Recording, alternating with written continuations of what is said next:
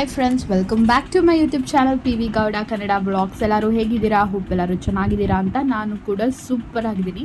So ಇವತ್ತು vlog ಡೈರೆಕ್ಟಾಗಿ ಇನ್ ಬಿಟ್ವೀನಲ್ಲಿ start ಮಾಡಿಬಿಟ್ಟಿದ್ದೀನಿ. ಯಾಕೆ ಅಂತ ಹೇಳಿದ್ರೆ ಮಾರ್ನಿಂಗಿಂದ ಕೆಲಸಗಳಿತ್ತು. ರಾಮನವಮಿ ವ್ಲಾಗ್ ಇದು. ಸೊ ನಿಮ್ಮ ಮನೇಲೆಲ್ಲ ಯಾವ ಥರ ಆಚರಿಸಿದ್ರಿ? ನೀವು ಕೂಡ ಪಾನಕ, ಮಜ್ಜಿಗೆ, ಕೋಸಂಬರಿ ಅದೆಲ್ಲ ಮಾಡಿದ್ರ?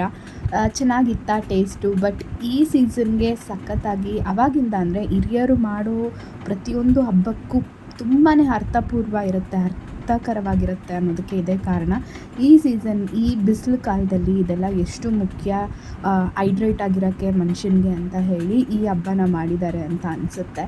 ಸೊ ಈ ಥರ ತುಂಬ ವಿಷಯಗಳನ್ನ ಹಿರಿಯರು ಮಾಡಿದ್ದಾರೆ, ಅದನ್ನು ನಾವು ಪಾಲಿಸ್ಕೊಂಡು ಬರ್ತಾಯಿದ್ದೀವಿ.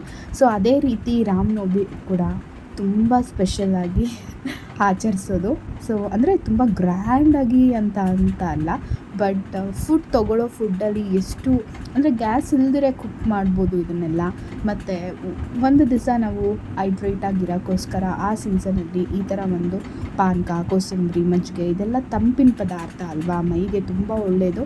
ಇದನ್ನೆಲ್ಲ ಮಾಡಿ ದೇವ್ರಿಗೆ ನೈವೇದ್ಯ ಇಟ್ಟು ನಮ್ಮತ್ತೆ ಅದೇ ಪೂಜೆ ಮಾಡಿದ್ರು. ಈ ಕಡೆ ಇದೆ photo. So Rama, Lakshmana, Seethe, Anjaneya photo ಈ ಕಡೆ ಇದೆ. ಸೊ ಅದನ್ನು ತಗೋ ಅಂತ ಹೇಳ್ತಾಯಿದ್ರು. ಅದೇ ರೀತಿ ನಾನು ವೀಡಿಯೋ ಎಲ್ಲ ಮಾಡ್ತಾಯಿದ್ದೆ. ನೈವೇದ್ಯ ದೇವ್ರಿಗೂ ಸಪ್ರೇಟಾಗಿ ಇಕ್ಕಿ ಮತ್ತು ನಮ್ಮಗಳಿಗೆ ಮನೇಲಿರೋರಿಗೆ ಮತ್ತು ಅಕ್ಕಪಕ್ಕದವ್ರನ್ನ ಕರೆದ್ಬಿಟ್ಟು ಸ್ವಲ್ಪ ಸೆಲೆಬ್ರೇಟ್ ಮಾಡ್ತೀರಲ್ವ. ಸೊ ಅದಕ್ಕೋಸ್ಕರ ಸ್ವಲ್ಪ ಕ್ವಾಂಟಿಟಿ ಸ್ವಲ್ಪ ಜಾಸ್ತಿ ಮಾಡಿ ಈ ಥರ ದೇವ್ರ ಮುಂದೆ ಇಟ್ಟು ಅದನ್ನು ಪ್ರಸಾದ ಥರ ಹಂಚ್ತಾರೆ. ಸೊ ನಿಮ್ಮಲ್ಲೂ ಅದೇ ರೀತಿ ಪದ್ಧತಿ ಇದೆಯಾ ಅಂತ ಕಮೆಂಟ್ ಸೆಕ್ಷನಲ್ಲಿ ತಿಳಿಸಿ. ನನ್ನ ಮಗ ನೋಡಿ ಸಿಕ್ಕಾಪಟ್ಟೆ ಬಿಸಿಲಲ್ವಾ, ಅದಕ್ಕೆ ಜಾಸ್ತಿ ಅವನಿಗೆ ಬಟ್ಟೆಗಳನ್ನ ಹಾಕಲ್ಲ, ಯಾವಾಗಲೂ ಸ್ವಲ್ಪ ಹಾಗೆ ಬಿಟ್ಟಿರ್ತೀನಿ. ಡೈಪರ್ನ ಜಾಸ್ತಿ ಯೂಸ್ ಕೂಡ ಮಾಡಲ್ಲ ನಾನು. ಸ್ನಾನ ಮಾಡಿ ಒಂದು ಡೈಪರ್ ಹಾಕ್ತೀನಿ ಅಷ್ಟೇ. ಅದು ಬಿಟ್ಟಮೇಲೆ ಡೈಲಿ ಒಂದು ಡೈಪರ್ ಇಲ್ಲ 2 ಡೈಪರ್ ಮ್ಯಾಕ್ಸಿಮಮ್ ಅಷ್ಟೇ ಯೂಸ್ ಮಾಡೋದು. ಇಲ್ಲಾಂದರೆ ಡೈಪರ್ಸ್ನ ಯೂಸ್ ಮಾಡಲ್ಲ. ನಾರ್ಮಲಾಗಿ ಅವನು ನಿಕ್ಕರ್, ಬನಿಯನ್ ಇಲ್ಲಾಂದರೆ ಟೀ ಶರ್ಟ್ ಈ ಥರದ್ರಲ್ಲಿ ಇರ್ತಾನೆ. ಸೊ ಅವತ್ತು ನಮ್ಮತ್ತೆ ರಾಮ ಮಾಡಿಸ್ತಾಯಿದ್ರು ಪಾಪು ಕೈಯಲ್ಲಿ. ವಿಡಿಯೋ ಹಾಕೋಣ ಅಂದ್ಕೊಂಡೆ, ಸ್ವಲ್ಪ ಡಿಸ್ಟರ್ಬೆನ್ಸ್, ಅದೇ ಗಂಟೆ ಹೊಡಿಯೋದು ಅದೆಲ್ಲ ಇತ್ತು. ಸೊ ಏನು ಕೇಳಿಸಲ್ವಲ್ಲ, ಪೂಜೆ ಸೌಂಡ್ ಇರುತ್ತೆ. ಸೊ ಅದಕ್ಕೋಸ್ಕರ ನಾನು ವಾಯ್ಸ್ ಓವರ್ ಕೊಡ್ತಾಯಿದ್ದೀನಿ. ಹಾಗೆ ನಾನು ಕೂಡ ತುಂಬ ಇನ್ಫಾರ್ಮೇಷನ್ ಕೊಡಬೇಕಿತ್ತು ಇದ್ರ ಹಬ್ಬದ ಬಗ್ಗೆ ಅಂತ ಅಂದ್ಕೊಂಡು, ಗೊತ್ತಿರೋ ಇನ್ಫಾರ್ಮೇಷನ್ನೇ ನಾನು ನನ್ನ ಬ್ಲಾಗಲ್ಲಿ ಹೇಳ್ಕೊಂಡು ಇನ್ನು ಮುಂದಕ್ಕೆ ಹೋಗಿ ಇದನ್ನೆಲ್ಲ ನೋಡ್ತಾ ಇದ್ದರೆ ಹೌದಲ್ಲ ರಾಮನವಮಿ ಈ ಥರ ಸೆಲೆಬ್ರೇಟ್ ಮಾಡಿದ್ರಿ, ನನ್ನ ಮಗ ಈ ಥರ ಇದ್ದ ಅಂತ. ಸೊ ಈ ವರ್ಷ ರಾಮ ಮನೇಲಿದ್ದಾನೆ ಅನ್ನೋ ಒಂದು ಫೀಲಿಂಗ್ ಕೊಡ್ತಾ ಇದ್ದ ನನ್ನ ಮಗ. ಸಿಕ್ಕಾಪಟ್ಟೆ ತರಲೆ ಆಗಿಬಿಟ್ಟಿದ್ದಾನೆ, ಆದರೂ ತುಂಬ ಹಠ ಮಾಡ್ತಾನೆ, ಅಳ್ತಾನೆ, ಇದೆಲ್ಲ ಜಾಸ್ತಿ ಹಿಂಗೇನಾ ಎಲ್ಲ ಮಕ್ಕಳು ಅಂತ ನನಗೂ ಕಮೆಂಟ್ ಸೆಕ್ಷನಲ್ಲಿ ತಿಳಿಸಿಲ್ಲ. ನನ್ನ ಮಗ ಈ ಥರನ ತುಂಬ ಹಠ ಮಾಡ್ತಾನೆ ಅಂತ ಅನಿಸುತ್ತೆ. ಕಂಪೇರ್ ಮಾಡಿದ್ರೆ ಬೇರೆ ಮಕ್ಕಳು ನಾನು ನೋಡಿದ್ದೀನಿ, ಕಂಪೇರ್ ಮಾಡಿದ್ರೆ ಇವರಿಬ್ಬರು ಎದುರುಗಡೆ ಮನೆ ಹುಡುಗರು ಲಕ್ಕಿ ಅಂತ ಮತ್ತು ಅವ್ರ ಅಕ್ಕ. ಸೊ ಇಬ್ಬರು ಬಂದಿದ್ದರು, ಮತ್ತು ಆಂಟಿ ಕೂಡ ಬಂದಿದ್ದರು, ಅಂದರೆ ಅವ್ರ ಅಜ್ಜಿ ಆಂಟಿ ಕೂಡ ಬಂದಿದ್ದರು. ಸೊ ಪಾನಕ, ಮಜ್ಜಿಗೆ ಎಲ್ಲ ತೊಗೊಂಡು ಪ್ರಸಾದ ತೊಗೊಂಡು ಹೋದರು. ಸೊ ಅವ್ರ ಮನೆಗೆ ನಾವು ಇವಾಗ ಹೋಗ್ತಾ ಇದ್ದೀವಿ. ಸೊ ಇದೇ ಥರ ಕಲ್ಚರ್, ಅಕ್ಕಪಕ್ಕದ ಮನೆಗೆ ಹೋಗೋದು, ಪಾನಕ, ಮಜ್ಜಿಗೆ ಎಲ್ಲ ಕುಡಿಯೋದು. ಆವತ್ತಿನ ದಿವಸ ಹೊಟ್ಟೆ ಫುಲ್ ಆಗಿಬಿಟ್ಟಿರುತ್ತೆ ಅಲ್ವಾ. ಸೊ ನೀವು ಕೂಡ ಹಿಂಗೆ ಸೆಲೆಬ್ರೇಟ್ ಮಾಡ್ತೀರಾ? ನಮ್ಮ ಮನೇಲಿ ಇಲ್ಲೂ ಹಂಗೆ, ಕೊಟ್ರೂಸಲ್ಲೂ ಹಂಗೆ ಮಾಡೋದು ಯಾವಾಗ್ಲೂ. ಇವಾಗ ಹೋಗ್ತಾ ಇದ್ದೀವಿ ಬನ್ನಿ. ಮತ್ತು ಲಕ್ಕಿ ತುಂಬ ಕ್ಲೋಸ್ ಆಗಿಬಿಟ್ಟಿದ್ದಾನೆ ಪಾಪುಗೆ, ಯಾವಾಗಲೂ ಆಟಾಡ್ತಾ ಇರ್ತಾರೆ ಇಬ್ಬರು ಚೆನ್ನಾಗಿ. ಲಕ್ಕಿ ಸ್ವಲ್ಪ ದೊಡ್ಡವನು ಆಗಿರೋದ್ರಿಂದ ಅವನಿಗೂ ಅರ್ಥ ಆಗುತ್ತೆ. ಮೇಯ್ನಾಗಿ ಅವ್ರ ಅಕ್ಕ ತುಂಬ ಕೇರ್ ಮಾಡ್ತಾಳೆ ಪಾಪುನ, ಆರಾಮಾಗಿರ್ತಾನೆ ಪಾಪು ಅವರಿಬ್ಬರ ಜೊತೆ.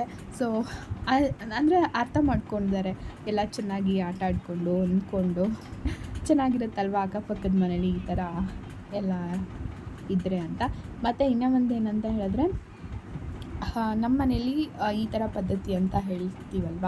ಸೊ ಬೇರೆಯವ್ರ ಮನೆ ರಾಮನವಮಿ ಇನ್ನೂ ಜೋರಾಗಿ ಮಾಡ್ಬೋದು. ಸೊ ಅದರಲ್ಲಿ ಏನಾದರೂ ನಾನು ತಪ್ಪು ಹೇಳಿದ್ರೆ ದಯವಿಟ್ಟು ಕ್ಷಮಿಸಿ ಅಂತ ಕೇಳ್ಕೊತೀನಿ. ಸೊ ನೀವು ಯಾವ ಥರ ಪದ್ಧತಿಗಳನ್ನ ಫಾಲೋ ಮಾಡ್ತೀರೋ ಅದೇ ಥರ ಮಾಡಬೇಕಾಗತ್ತೆ. ಇವಾಗ ನಮ್ಮತ್ತೆ ಪಾಪುನ ಎತ್ಕೊಂಡು ನಾನು ಹಿಂದೆ ಹಂಗೆ ಫೋನ್ ಇಟ್ಕೊಂಡು ಬಂದೆ. ಅವ್ರು ಬಂದಾಗೆಲ್ಲ ವೀಡಿಯೋ ಮಾಡ್ಕೊಬೇಕು ಅಂದ್ಕೊಂಡೆ, ನೋಡಿ ಅಲ್ಲಿ ಮರ್ತೋಗ್ತೀನಿ. ಸೊ ಯಾವಾಗಲೂ ರೆಗ್ಯುಲರಾಗಿ ವೀಡಿಯೋಸ್ ಮಾಡ್ಕೋಬೇಕು ಅಂತ ಎಷ್ಟೋ ಬೆಸ್ಟ್ ಮೂಮೆಂಟ್ಸ್ ಇರುತ್ತೆ ಗೊತ್ತಾ, ನಡೆಯೋದು ಅದೆಲ್ಲ ಇದೇ ರೀತಿ ಮಿಸ್ ಔಟ್ ಆಗಿಬಿಡುತ್ತೆ. ಅಯ್ಯೋ ಇದನ್ನು ವ್ಲಾಗಲ್ಲಿ ಕ್ಯಾಪ್ಚರ್ ಮಾಡಬೇಕಾಗಿತ್ತಲ್ವಾ ಅಂತ ಆಮೇಲೆ ಅನಿಸುತ್ತೆ. ಮುಗಿದ್ಮೇಲೆ ಹೆಂಗೆ ಮಾಡೋಕ್ಕಾಗುತ್ತೆ ಅಲ್ವಾ. ಸೊ ಇದೇ ರೀತಿ ವ್ಲಾಗರ್ಸ್ ಯಾರಾದರೂ ನನ್ನ ವ್ಲಾಗ್ನ ನೋಡ್ತಾ ಇದ್ದರೆ ನಿಮಗೂ ಇದೇ ರೀತಿ ಆಗುತ್ತಾ? ಇಲ್ಲ ನಾನು ಒಬ್ಬಳೇ ಮಿಸ್ಟೇಕ್ ಮಾಡ್ತೀನ? ರೆಗ್ಯುಲರಾಗಿ ವೀಡಿಯೋಸ್ ಮಾಡಬೇಕು, ನಾನು ಅದನ್ನು ಚೇಂಜ್ ಮಾಡ್ಕೊಬೇಕು. ಸೊ ಯಾವ ಥರ ಅದನ್ನು ಮಾಡೋದು, ಏನಾದರೂ ಟಿಪ್ಸ್ ಇದ್ದರೆ ದಯವಿಟ್ಟು ಅದನ್ನು ಕಮೆಂಟ್ ಸೆಕ್ಷನಲ್ಲಿ ತಿಳಿಸಿ. ಹಾಗೆ ಅಲ್ಲಿ ದೊಡ್ಡಪತ್ರೆ ಎಲೆ ಇತ್ತು, ಅದನ್ನು ಕಿತ್ತಿ ನಮ್ಮತ್ತೆ ಪಾಪು ಕೈ ಕೊಟ್ಟರು. ಅದನ್ನೆಲ್ಲ ಸ್ವಲ್ಪ ತಿನ್ನೋದವನು ತುಳಸಿ ಎಲೆ ಆಗಲಿ ದೊಡ್ಡಪತ್ರೆ ಎಲೆ ಆಗಲಿ ಇದನ್ನೆಲ್ಲ ಸ್ವಲ್ಪ ತಿಂತಾನೆ. ಅದು ಜಾಸ್ತಿ ಏನಲ್ಲ, ಒಂದು ಸ್ವಲ್ಪ ಕಚ್ಚೋದು, ಚೀಪೋದು, ಆಮೇಲೆ ಆಚೆ ಹಾಕೋದು ಈ ಥರ ಮಾಡ್ತಾರೆ. ಅವ್ರ ಮನೇಲಿ ಹೊಸ್ದಾಗಿ ಲವ್ ಬರ್ಡ್ಸ್ ತಂದರೆ ಎಷ್ಟು ಕ್ಯೂಟಾಗಿದೆ ನೋಡಿ. 4 ಇದೆ, ಅಂದರೆ ಲೈಕ್ 2 ಜೋಡಿ ಅಂತ ಅಂದ್ಕೊಳ್ಳಿ. ಸೊ ಚೆನ್ನಾಗಿತ್ತು, ಕಲರ್ಫುಲ್ಲಾಗಿತ್ತು. ಈ ಬರ್ಡ್ಸ್ ಹಂಗೆ ಅಲ್ವಾ, ನೋಡೋಕ್ಕೆ ಒಂಥರ ಹಿತ ಅನಿಸುತ್ತೆ. ಒಂದೊಂದು ಬಣ್ಣ ನೋಡಿ, ಬ್ಲೂ ಒಂಥರ sky blue colour with white, yellow colour with white, green ಮತ್ತು ಲೈಟ್ ಗ್ರೀನ್ ಯೆಲ್ಲೋ, ಇನ್ನೊಂದು ಒಂಥರ ವೈಟಿಶ್. ತುಂಬ ಚೆನ್ನಾಗಿ ಅನಿಸ್ತು. ಮುದ್ದಾಗಿವೆ ಅವು ಮುಖಗಳು. ಅಂದರೆ ನಮಗೆ ಒಂಥರ ರಿಲ್ಯಾಕ್ಸೇಷನ್ ಅನಿಸುತ್ತೆ ಅದನ್ನು ನೋಡಿದಾಗ. ಹಾಗೆ ಹಾಕ್ತೀನಿ ಸ್ವಲ್ಪ ನೋಡಿ, ಏನಾದರೂ ಸೌಂಡ್ ಇದ್ದರೆ ಗೊತ್ತಾಗುತ್ತೆ.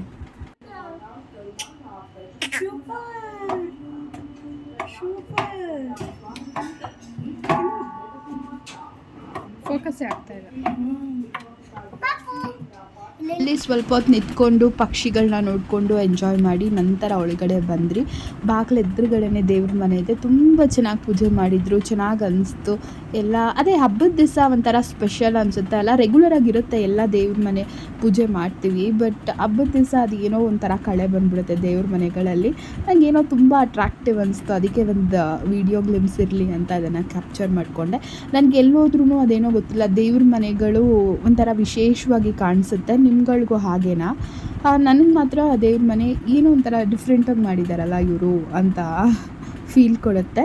ಸೊ ಹಾಗೆ ಇಲ್ಲಿ ಮನೆ ದೇವರೆಲ್ಲ ಇಟ್ಕೊಂಡಿದ್ರು. ನಾನು ನೋಡದೇ ಇರೋ ಫೋಟೋಗಳು ಇತ್ತು. ಸೊ ಅವ್ರದ್ದು ವಂಶ ಪಾರಂಪರೆ ಆಗಿ ಪೂಜೆ ಮಾಡ್ತಾ ಇರೋ ದೇವ್ರುಗಳು, ಅದ್ರ ಬಗ್ಗೆ ಎಲ್ಲ ಸ್ವಲ್ಪ ಇನ್ಫಾರ್ಮೇಷನ್ ಆಂಟಿ ಕೊಡ್ತಾಯಿದ್ರು, ಅದನ್ನು ತಿಳ್ಕೊತಾ ಇದ್ದೆ. ಹಾಗೆ ನೋಡಿ ಕುತ್ಕೊಂಡು ಆರಾಮಾಗಿ ಫ್ಯಾನ್ ಹಾಕ್ಕೊಂಡು ಪಾನಕ, ಮಜ್ಜಿಗೆ, ಕೋಸಂಬರಿ ಅದೆಲ್ಲ ತೊಗೊತಾ ಇದ್ದೆ. ಹಾಗೆ ಇಲ್ಲಿ ಕೀಬೋರ್ಡ್ ಇತ್ತು. ನಾನು ಚೈಲ್ಡ್ಹುಡ್ಡಲ್ಲಿ ಅಂದರೆ ಲೈಕ್ 8th 9th 10th ನಾನು ಸ್ವಲ್ಪ ಬೇಸಿಕ್ ಕಲ್ತಿದ್ದೆ. ಸೊ ಅದನ್ನು ಎಕ್ಸ್ಪೆರಿಮೆಂಟ್ ಮಾಡ್ತಾ ಇದ್ದೀನಿ, ಒಟ್ಟಿನಲ್ಲಿ ಅದು ಬಂತಾ ಇಲ್ವಾ ಅಂತ ನೋಡಿ ರಾ ಕ್ಲಿಪ್ಪಿಂಗ್ ಹಾಕ್ತೀನಿ. ರಾಹುಲ್ ಗಾಂಧಿ ಕರ್ನಾಟಕ ಕುರುಕ್ಷೇತ್ರಕ್ಕೆ ರಾಹುಲ್ ಗಾಂಧಿ ಮಂಡ್ಯಕ್ಕೆ ಬಂದಿದ್ದಾರೆ. ಈಗ ಕಾಂಗ್ರೆಸ್ ನಾಯಕ ರಾಹುಲ್ ಗಾಂಧಿ ವಿಶೇಷ ಹೆಲಿಕಾಪ್ಟರ್ನಲ್ಲಿ ಮಂಡ್ಯಕ್ಕೆ ರಾಹುಲ್ ಬಂದಿದ್ದಾರೆ. ಮೊನ್ನೆ ಅಷ್ಟೇ ಪ್ರಧಾನಿ ನರೇಂದ್ರ ಮೋದಿ ಅವರು ಮೈಸೂರು ಮಂಗಳೂರಿಗೆ ಪ್ರಯಾಣ ಬೆಳೆಸಿದ್ರು, ಬೃಹತ್ ಸಮಾವೇಶವನ್ನು ನಡೆಸಿದ್ರು, ರ್ಯಾಲಿ ನಡೆಸಿದ್ರು. ಅದರ ಬೆನ್ನಲ್ಲ ಈಗ ರಾಹುಲ್ ಗಾಂಧಿ ಕರ್ನಾಟಕಕ್ಕೆ ಎಂಟ್ರಿ ಕೊಟ್ಟಿದ್ದಾರೆ. ಅದು ಕೂಡ ಮಂಡ್ಯ ಕ್ಷೇತ್ರಕ್ಕೆ ಬರ್ತಾ ಇರುವಂಥದ್ದು ಹೆಚ್ಚು ಒಂದು ಇಂಪಾರ್ಟೆನ್ಸ್ ಅನ್ನು ಕೊಡ್ತಾರೆ. ಯಾಕಂದ್ರೆ ಮಂಡ್ಯ ಕ್ಷೇತ್ರ ಶತಾಯ ನಿಲ್ಲಲೇಬೇಕು ಅಂತ ಪಣ ಪಟ್ಟಿರುವಂತಹ ಕಾಂಗ್ರೆಸ್ ಒಂದ್ ಕಡೆ, ಇನ್ನೊಂದು ಕಡೆ ಕುಮಾರಸ್ವಾಮಿ ಅವರನ್ನ ಕಣಕ್ಕಿಳಿಸಿ ಬಿಜೆಪಿ ಮತ್ತು ಜೆಡಿಎಸ್ ಈ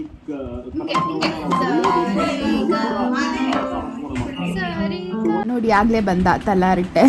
ಆಮೇಲೆ ಸ್ವಲ್ಪ ಡ್ಯಾನ್ಸ್ಗಳೆಲ್ಲ ಆಡಿಕೊಂಡು ಅದೊಂದು ವೀಡಿಯೋಗಳೆಲ್ಲ ಹಾಕಿದ್ದೀನಿ. ಸೊ ತಜ್ಜುಮ್ ಅಂತ ಹೇಳಿದ್ರೆ ಅವನ ಥರ. ಇದು ಹರ್ಷಿತಾ ನನ್ನ ಕಸಿನ್ ಇದ್ದಾಳಲ್ಲ, ಅವಳು ಮಾಡಿದಾಗ ನೋಡಿ ಕಲ್ತಿರೋದು. ನೋಡಿ ಯಾವ ಥರ ಇದ್ದಾರೆ ಈ ಕಾಲದ ಮಕ್ಕಳು, ಹುಷಾರಾಗಿರಬೇಕು. ಏನು ಮಾಡ್ತೀವಿ ಅದನ್ನು ನೋಡ್ತಾರೆ, ಕಲಿತಾರೆ.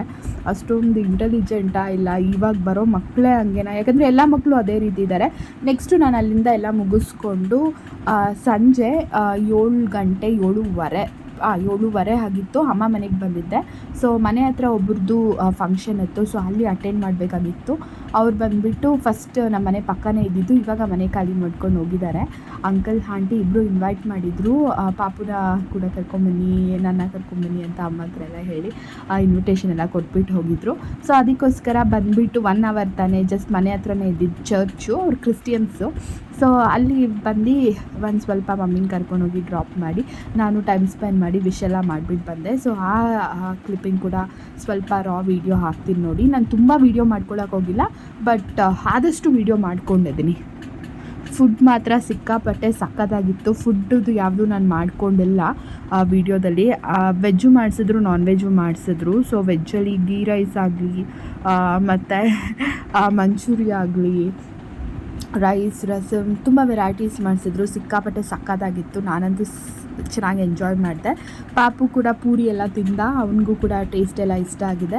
ಇದು ಮದರ್ ಮೇರಿದು, ನನಗೆ ಅದು ಝೂಮ್ ಮಾಡೋಕ್ಕಾಗ್ತಾಯಿಲ್ಲ. ಮತ್ತು ಇದು ಹೊಸ್ದಾಗಿ ಕಟ್ಟಿದ್ದಾರೆ, ಡೆಮಾಲಿಷ್ ಮಾಡಿ ಹೊಸ್ದಾಗಿ ಚರ್ಚ್ ಕಟ್ಟಿರೋದು. ಇದು ನಮ್ಮ ಮನೆ ಹತ್ರ HL ಕ್ವಾರ್ಟರ್ಸ್ ಇರೋರಿಗೆ ಗೊತ್ತಿರುತ್ತೆ ಇದು. ಸೊ ಅಲ್ಲಿನೇ ಫಂಕ್ಷನ್ ಇಟ್ಕೊಂಡಿದ್ರು. ಸೊ ಅದನ್ನು ಹಾಕ್ತಾ ಇದ್ದೀನಿ ನೋಡಿ. ಆಗಲ್ಲ ಕೊಡಮ್ಮ, ನೀನು ಆಗಂಗಿದ್ರೆ ನಾನೇ ಬಿಟ್ಟು ಬಿಡು ನೀನು ಬಿಡು. ಹೇಳ್ದಷ್ಟು ಜಸ್ಟ್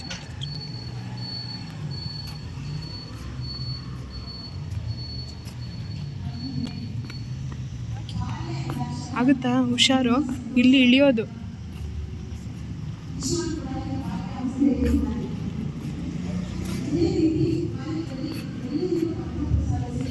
ಹುಷಾರಮ್ಮ.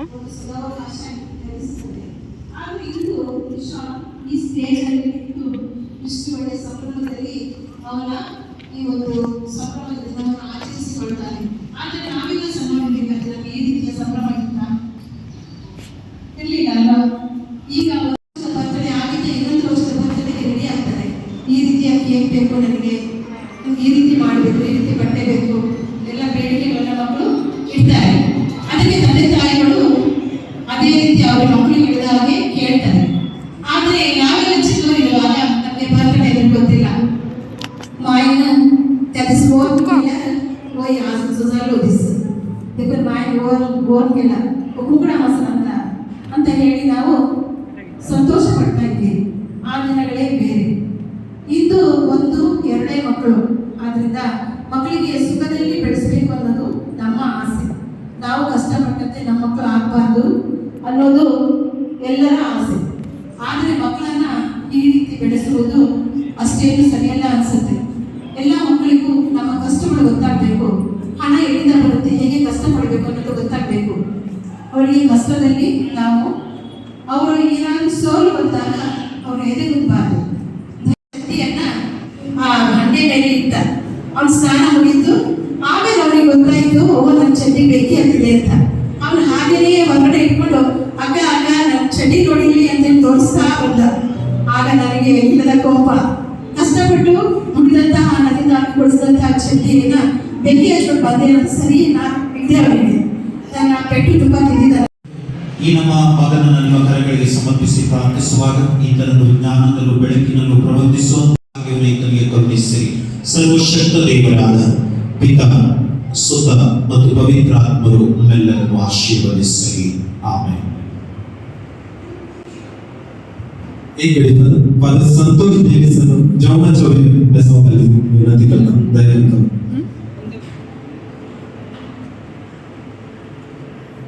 मुगचनो जौनाची आशीर्वाद केल्या या वेळेला आम्ही मागणी करूया. सगळीचे बाप्पा तुम्ही आमका उजवाडात भरले. काढून बोईस्कर या संसारात उजवाडात जीव आमका तू सगळं देत आहे. आज ಸೊ ಇದು ಫಸ್ಟ್ ಹೋಲಿ ಕಮ್ಯುನಿಯನ್ ಆ ಥರ ಒಂದು ಸೆಲೆಬ್ರೇಷನ್ ಪಾಪುಗೆ. ಆ ಹುಡುಗಗೆ 7 to 8 ಇಯರ್ಸ್ ರೀಚ್ ಆದಮೇಲೆ ವೈನ್ ಮತ್ತು ಬ್ರೆಡ್ ತೊಗೊಳ್ಳೋದು ಆ ಥರ ಒಂದು ನನಗೂ ಪೂರ್ತಿಯಾಗಿ ಗೊತ್ತಿಲ್ಲ. ಅದು ರಿಲೀಜಿಯಸ್ ಸಂಬಂಧಪಟ್ಟಿತ್ತು. ಸೊ ಫಾದರ್ ಕೂಡ ಬಂದು ಬ್ಲೆಸ್ ಮಾಡಿದರು. ಮತ್ತು ಅವರ ಅಂಕಲ್ ಇದ್ದಾರಲ್ಲ, ಅವ್ರ ಅಕ್ಕ ಮಾತಾಡಿದ್ದು ಒಳ್ಳೊಳ್ಳೆ ಮಾಹಿತಿಗಳು, ಎಷ್ಟು ಕಷ್ಟಪಟ್ಟಿದ್ದಾರೆ ಲೈಫಲ್ಲಿ, ಅದೆಲ್ಲ ಹಾಗೆ ರಾ ವಿಡಿಯೋ ಹಾಕಿದ್ದೆ, ನೋಡಿದ್ರಿ ಅನಿಸುತ್ತೆ. ಇಷ್ಟ ಆಗಿರುತ್ತೆ ನಿಮಗೂ ಅಂತ ಅನಿಸುತ್ತೆ. ಸೊ ಇದೆಲ್ಲ ಮುಗಿಸ್ಕೊಂಡು, ಊಟ ಎಲ್ಲ ಮುಗಿಸ್ಕೊಂಡು ವಾಪಸ್ ಮನೆಗೆ ಹೋಗಿ ಮಮ್ಮಿನ ಡ್ರಾಪ್ ಮಾಡಿ 1-2 ವಿಡಿಯೋ ಮಾಡಿಕೊಂಡು ವಾಪಸ್ ನಾನು ನಮ್ಮ ಮನೆಗೆ ಹೊರಟೆ. ಸೊ ಮನೆಗೆ ಹೋದ್ಮೇಲೆ ಅಲ್ಲಿಂದ ನಾವು ಜಾತ್ರೆಗೆ ಹೋಗಿದ್ದೀವಿ. ಸೊ ಆ ವಿಡಿಯೋ ನೆಕ್ಸ್ಟ್ ಬರುತ್ತೆ.